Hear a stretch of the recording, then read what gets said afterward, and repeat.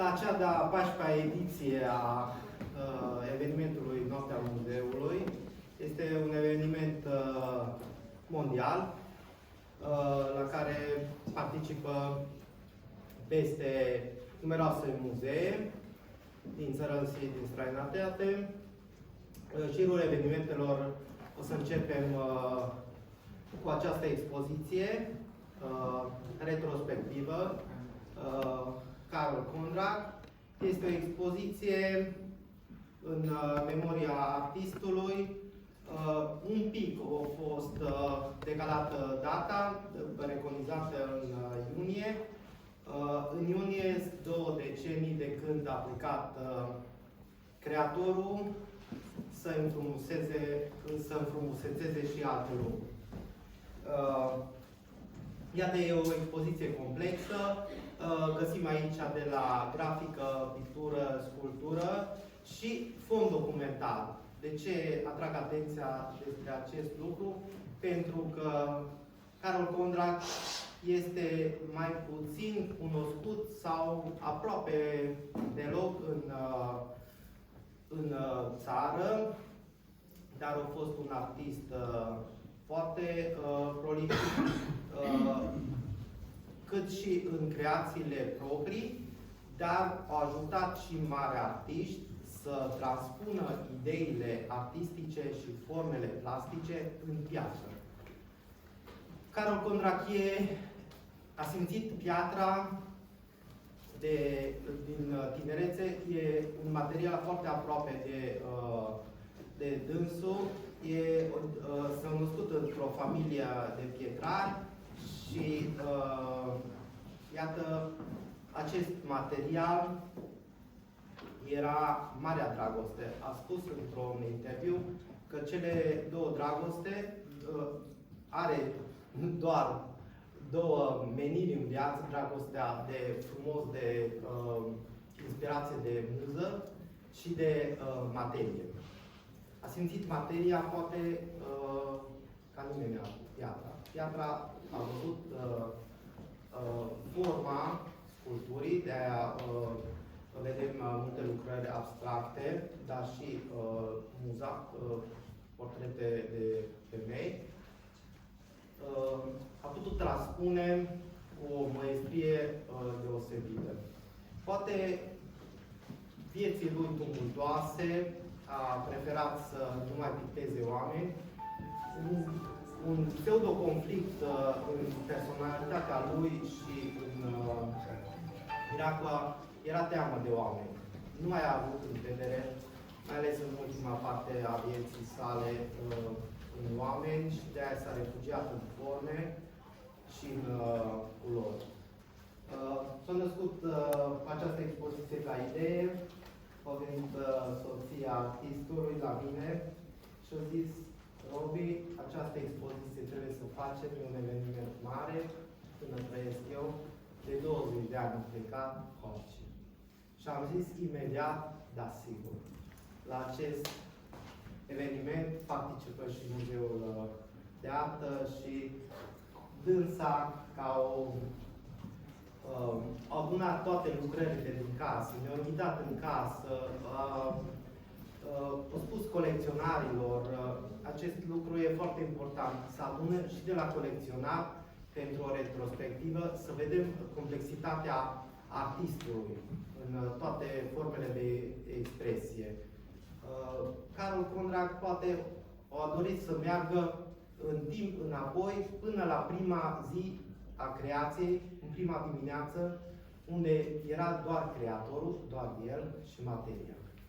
Atunci, în materia asta, în piatră, a putut să-și transpună ideile și crezul său artistic. Da? Despre crezul artistic și mai în detalii vor vorbi curatorii acestor expoziție. Doamna Pop Izabela, te rog. Da, mulțumesc. Stimate doamne, stimați domni, în calitate de persoană responsabilă cu gestionarea fondului documentar al muzeului, în urmă cu câteva luni mi-a fost încredințată spre prelucrare o vastă arhivă foto și documentară referitoare la artistul Condrac Carol, care a intrat în posesia muzeului datorită bunăvoinței și generozității soției acestuia, doamna Condrat Maria. Prin urmare, doresc să-mi încep discursul prin a adresa mulțumiri pentru sprijinul pe care mi l-a acordat în vederea realizării acestei expoziții, atât prin împrumutul unor lucrări de artă din colecția personală, cât și prin donația care mi-a făcut-o. A donat o vastă cantitate de bunuri culturale și fond documentar, și sculptură, și lucrări de pictură. Bun. Deci așadar, prin diversitatea obiectelor prezentate astăzi în această expoziție, am încercat să oferim o perspectivă cât mai completă asupra creației artistului Condrat Carol, care, după cum puteți observa, nu s-a limitat doar la sculptură, ci a inclus totodată lucrări de grafică și pictură. Pentru a înțelege mai bine creația acestuia, trebuie să vă spun câteva cuvinte despre viața, traseul profesional și, nu în ultimul rând, trăsăturile umane ale acestui mare artist. Condrat Carol s-a născut la data de 6 aprilie 1930 în localitatea Sintana din județul Arad, într-o familie de etnie mixtă, șvabă și maghiară. În perioada 1950-1956 a urmat cursurile specializării sculptură din cadrul Institutului de Arte Plastice Nicolae Grigorescu din București, unde a avut ocazia de a avea ca profesor pe Alexandru Ciucurencu, Boris Caragea și Constantin Baranski. De ce a ales sculptura ca principală specializare? Ei bine, în primul rând, trebuie menționat faptul că acesta provine dintr-o familie de cioclitori în piatră, după cum reiese și din autobiografia prezentată la intrarea în expoziție. În al doilea rând, realizarea unei sculpturi, comparativ cu alte forme de artă plastică, precum pictura, este mult mai dificilă. Necesită un efort fizic mai ridicat, fapt pentru care constituie și o provocare mai puternică. Așadar, prin dorința de a-și asuma niște obiective greu de atins, Condrat a demonstrat faptul că nu a dorit neapărat doar transmiterea mai departe a deprinderilor pe care le-a dobândit în sânul familiei, ci a și încercat să își demonstreze valoarea și geniul. El își cunoștea potențialul și a demonstrat tuturor nivelul avansat al competențelor sale în domeniul artelor plastice, prin varietatea lucrărilor create și prin profunzimea mesajului încorporat în acestea. În această sală, pe peretele din stânga, în capăt, puteți observa o fotografie din fondul documentar, care îl ilustrează pe artist în timp ce sculptează după model, în vederea elaborării lucrării sale de licență. După cum se poate observa din acea imagine, abilitățile lui Condrat de a reda în forme sculpturale cele mai fine trăsături ale ființei umane au fost deosebite. Când a fost considerat foarte talentat, imediat după finalizarea studiilor, a fost angajat și a primit un atelier. Din nefericire, ca urmare a unor conflicte cu persoane din securitate, a fost inclus pe o listă neagră, ceea ce i-a adus numeroase repercusiuni din punct de vedere profesional. Deoarece autoritățile nu-i dădeau nicio comandă, a fost nevoit să presteze muncă de cioclitor în piatră pentru acei sculptori care aveau mai multe lucrări decât puteau să onoreze. Într-unul din interviurile sale, Condrat afirmă: "Pentru că de la mine n-au comandat nimic, am făcut muncă de cioclitor în piatră. Cum se zice, eu am cioclit pentru acei sculptori care au primit comenzi, dar nu au reușit să le realizeze. În acest fel, am sculptat 68 de sculpturi pentru alții. Dacă toate acestea ar fi fost ale mele, ar fi fost o operă de o viață." Astfel, în cele două fotografie expusă, îl putem vedea pe artist alături de lucrarea intitulată Alcașul. Aceasta a fost concepută de sculptorul Ion Jalea în anul 1961, însă la transpunerea sa în piatră este foarte posibil ca să fie avut și Condrat o contribuție importantă. Deși a trăit într-o perioadă cu multe constrângeri, reguli și limite, artistul a încercat în permanență să-și păstreze libertatea de a face doar ceea ce îi place. Din păcate, nevoile vieții de zi cu zi nu i-au permis întotdeauna să-și mențină nealterate principiile existențiale. Din acest motiv, uneori a fost nevoit să facă anumite exemplu, cel de a lucra pentru alții. Însă, cu toate acestea, curajul său de a nu se conforma cerințelor impuse de sistem este demn de apreciat. După ce timp de peste un deceniu a sculptat în piatră și în marmură lucrări figurative la comandă, în 1966 Condra se mută brusc în Baia Mare, din București, cu dorința de a se dedica în întregime creației sale. Acest lucru determină o schimbare majoră în rezultatele muncii sale, care tind de această dată să se concretizeze în sculpturi non-figurative, abstracte, de dimensiuni medii și mici. În această etapă a vieții, Condra a înregistrat un salt major din punct de vedere al evoluției profesionale, întrucât a reușit să dezvolte propriul stil artistic. În munca prestată, Condra obișnuia să pună un accent ridicat mai degrabă pe calitate decât pe cantitate. Prin urmare, anual crea doar una sau două sculpturi, dar pe acelea le făcea desăvârșite. Niciodată nu le făcea de mântuială, după cum afirmă discipolul său Cașadav. Însă,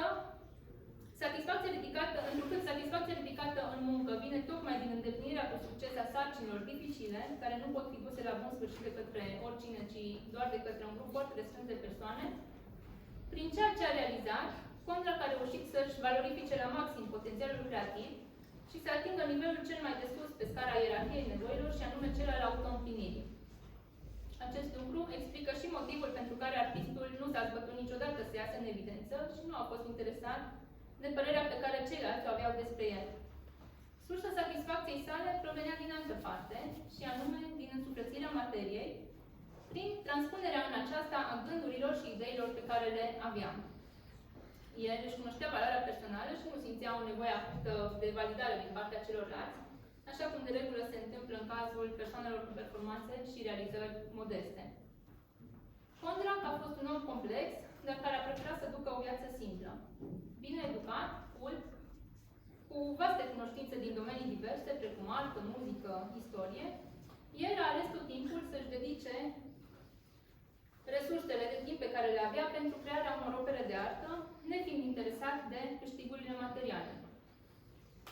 Adevărata valoare pentru el o constituiau creațiile sale, nu banii. Așadar, deși contextul în care a trăit nu a fost foarte favorabil, operele create de Condra reprezintă o dovadă vie a măreției sale artistice, care va dăinui pentru totdeauna, pentru că, așa cum afirmă și Vladi Zoltan, marmura și granitul sunt eterne. Vă mulțumesc și în continuare să vă spună colegul meu, Călin Nițoaie, mai multe detalii despre operele de artă create de Condra.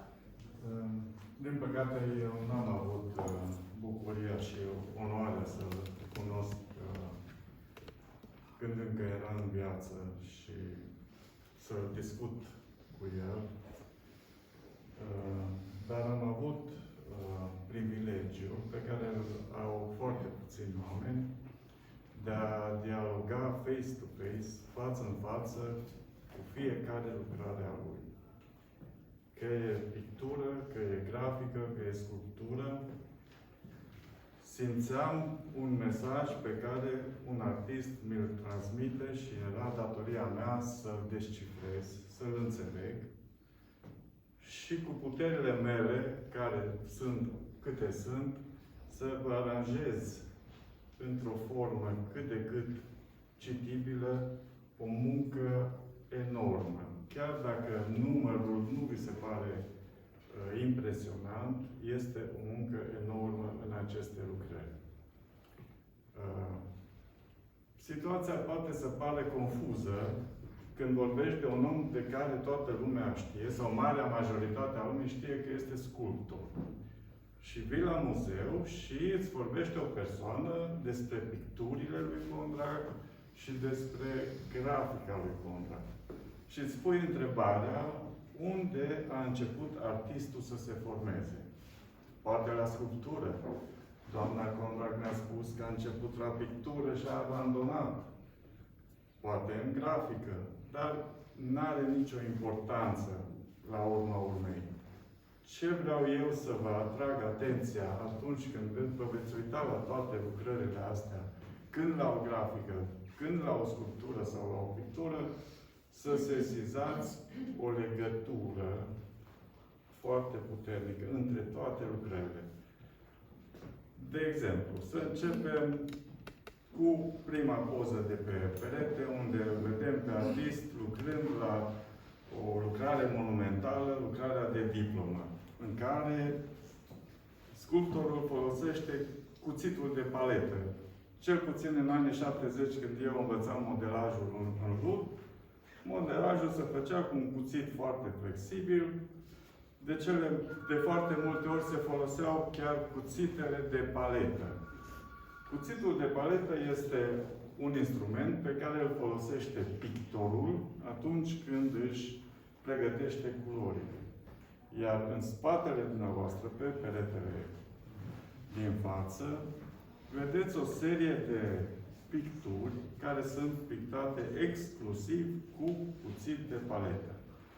Nu au nici unele dintre ele, nici cea mai mică urmă de pensulă. Deci, practic, el era stăpânul cuțitului de paletă. Toate structurile pe care le vedeți acolo sunt formate din mici aplicații de pastă și pigment. Tehnica se cheamă impasto și este folosită atât de pictori cât și de ceramiști și este tehnica prin care, cu ajutorul unui cuțit, se manevrează o pastă de o consistență destul de groasă, asemănătoare lutului sau unei vopsele scoase din tub, foarte dificile, foarte consistente. După cum vedeți în acele lucrări și dacă vă veți uita atent, nu o să vedeți nicio linie. Pentru că artistul știa foarte bine că linia nici măcar nu există. Și acum vă uitați la mine dacă nu cumva sunt băut, că zic că nu există linia. Imaginați-vă că vă uitați la un pahar de sticlă și spuneți-mi ce linii vedeți pe el. În natură, linia nu există. Linia este un concept matematic, este o sumă de puncte care, ca nebunele, tind unele către altele la infinit. Pe picturile alea nu o să vedeți nicio liniuță. Tot ce vi se pare dumneavoastră că vedeți linie, sunt doar apropieri de pete. Iar petele alea, unele mai închise, unele mai deschise, le-a folosit vrăjitorul Condrac, folosind amestecul optic. Acum, asta este un termen tehnic prin care noi înțelegem un amestec. Să vă dau un exemplu, că e mai ușor de priceput. Dacă vrei să transmiți culoarea verde într-o lucrare, printr-un amestec optic, vei alătura puncte galbene și verzi amestecate între ele, iar privitorul va vedea de la o anumită distanță culoarea verde. Este singurul amestec care nu poate fi fotografiat, pentru că dacă o fotografiezi, obții puncte galbene și verzi. Este exact principiul pe care îl folosește imprimanta atunci când îți scoate o poză. Dacă pui o poză la microscop, vei vedea o sumedenie de puncte alăturate care se transformă, privite de la distanță, într-o culoare pe care și-o dorește artistul. Și asta este numai un prim început care ne dă semne că domnul Condrac se ocupa cu vrăjitoria imaginii. Și ne îndreptăm spre peretele ăsta, aruncăm la gunoi toate culorile și vedem că ne trezim fără culoare și plin de linii. Ce ne facem acum? Am schimbat cu totul registru, sau poate că nu am schimbat. Lucrările pe care le vedeți se încadrează în curentul OP-ART. O-P-A-R-T, care este, de fapt, prescurtarea termenului Optical Illusion Art. Deci, este o artă care are în secret, în armele secrete, crearea unei iluzii optice. Aceste iluzii optice deci, artistul a folosit cele 6 principii Gestalt ale percepției vizuale. Pentru că ochiul nostru, oricât am avea noi de mare încredere în el, ne înșală tot timpul. Absolut tot timpul ne înșală ochii. Pentru că, să vă spun așa doar pe scurt, să nu vă bag în termeni tehnici prea seci, de exemplu, principiul formă-fond, unul dintre principiile gestalt ale percepției vizuale, este principiul care permite ochiului să desprindă din spațiul înconjurător un element care se află mai aproape de el. Un alt principiu este principiul continuității. Acest principiu ne indică faptul că privirea, când avansează peste mai multe linii sau pete cursive, are tendința să le continue, chiar dacă între acestea apare la un moment dat o anumită întrerupere sau schimbare de culoare. Un alt principiu ar fi principiul continuității, prin care o anumită imagine prezentată în mod incomplet, să zicem, un portret la care lipsește partea superioară. Ochiul are tendința să întregească și să vadă figura în întregul ei. Toate aceste 6 principii gestalt au fost folosite de către domnul Condrac. Acum, ce este foarte important? Lucrările sunt executate în 1969. Toate sunt semnate și au anul pe ele. A fost atât de conectat și atât de prezent în curentul artistic universal, ca să vă dau exemplu, termenul de 8 art a fost bătut în cuie, ca să zic așa, în revista Time din Statele Unite, în 1964. Deci nici la 5 ani de la apariția acestui termen, domnul Condrac făcea lucrări de 8 art. Și spre mândria noastră a tuturor băimărenilor, nici măcar n-a fost singur. În sala de dincolo, în sala 7, pe partea dreaptă pe panouri, aveți ocazia să admirați și o lucrare din asta a domnului Condrac, dar și lucrări ale doamnei Judith Crăciun și a domnului Gheorghe Crăciun. Cu bucurie și mândrie spun profesorii mei de la Liceul de Artă, care au niște lucrări de 8 art.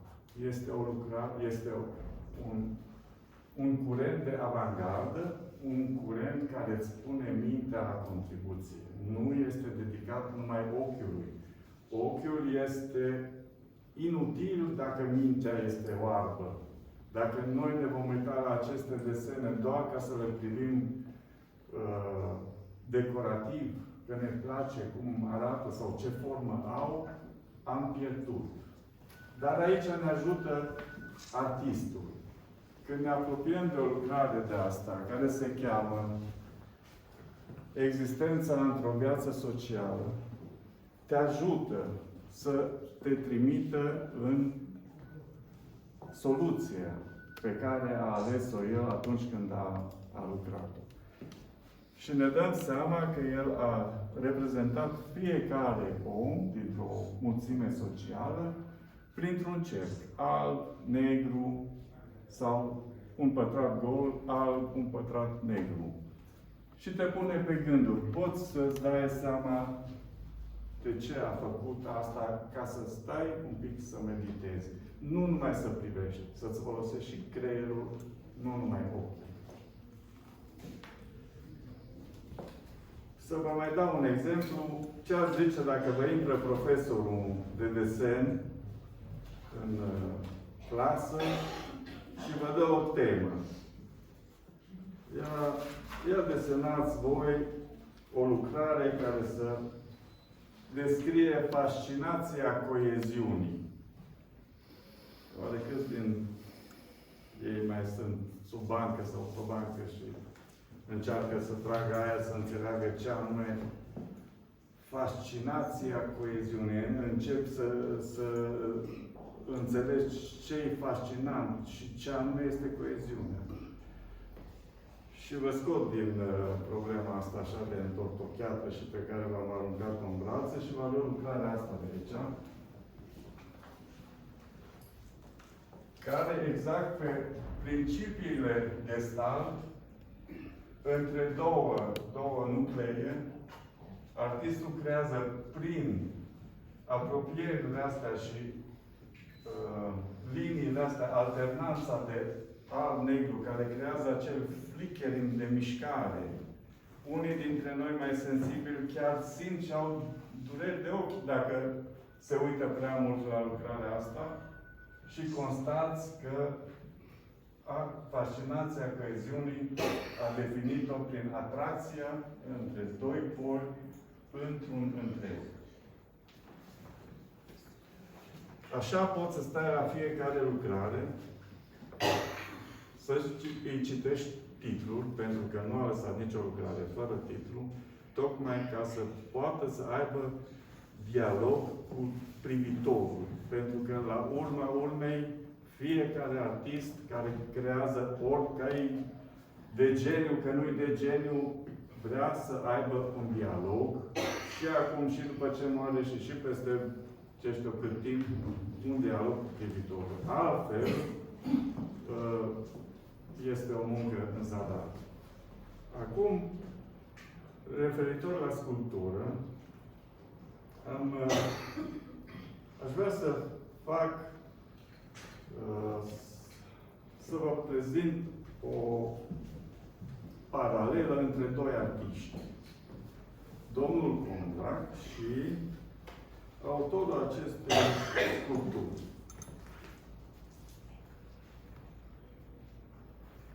Este Carol Davila, reprezentat, și este o lucrare de Brâncuș. Și gândiți-vă și uitați-vă apoi la lucrarea lui de diplomă.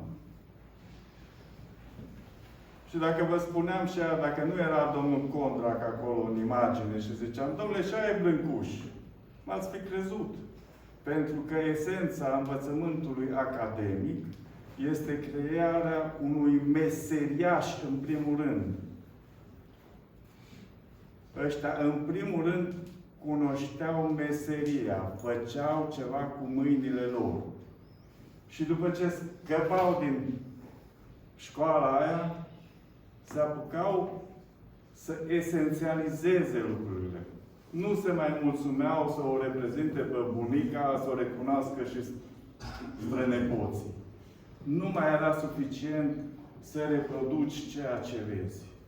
Să ajungi la idee. Așa cum Brâncuș a început să tot esențializeze lucrurile până când dintr-o pasăre rămâne zborul, exact așa a făcut și Condrac. Cu alte factură, nu vreau să folosesc cuvântul comparație, pentru că ăla e un teren minat. Când spui vreau să compar doi artiști, îți mine peste tot. Și sunt destul de bătrân ca să știu că viața te înalță, mai ales dacă ești un genist de mediocru. Te înalță de tot.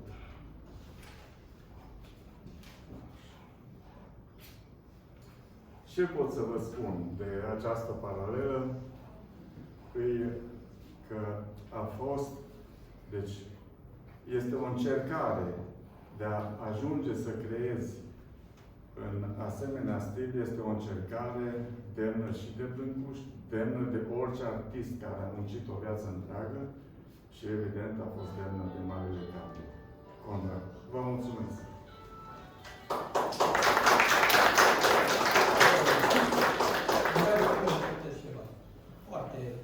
Nu e ceva esențial, dar e foarte Condrac Carol se regea, așa cum a zis foarte bine doamna sau domnișoara, aproape tot din ceea ce am scris eu. Se trăgea dintr-o dinastie de cioclitori. Și era foarte, foarte mândru de asta. Și el nu a abandonat niciodată pictura. Atunci așa a fost, asta e scris după ce a dictat el la mine. La sculptură s-a pregătit, sculptor a vrut să fie toată viața. Dar atunci așa a fost că primele 2 ani se făcea la picturi în comun. Pictura, sculptura și așa mai departe. Dar, după 2 ani, el a primit ca profesor pe Ciucurencu. Și a văzut că asta este un foarte, foarte bun pictor. A mai rămas o jumătate de ani cu ideea că de la asta se mai poate învăța ceva. Și pe urmă, în al 3-lea an, automat s-a dus la sculptură. Că sculptura a vrut să facă în toată viața. Doar atât. Și el s-a ținut că este un sculptor impresionist. Și bineînțeles, pe lângă asta făcea și lucrări abstracte. El era cum zicea Olos, Mihai Olos, că era foarte bun prieten cu el și cu mine, el era un Stradivarius al pietrei.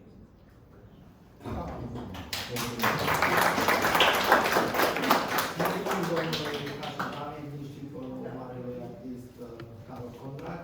Și familia avem pe doamna Condrac. Nu știu dacă pot să spun pe partea dreaptă sau pe partea stângă.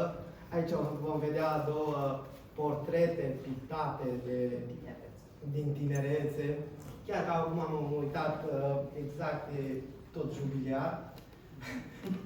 1992, 2022 și rugăm să ne spună câteva cuvinte despre...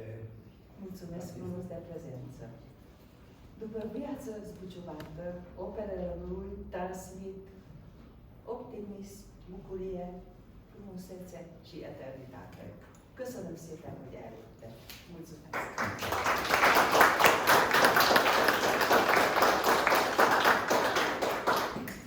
Vă mulțumim. Da, poftiți. Poftiți. Mulțumim pentru prezență și declarăm expoziția deschisă. Va fi vizitabilă o lună de zile. Acum. Mulțumim. Mulțumim.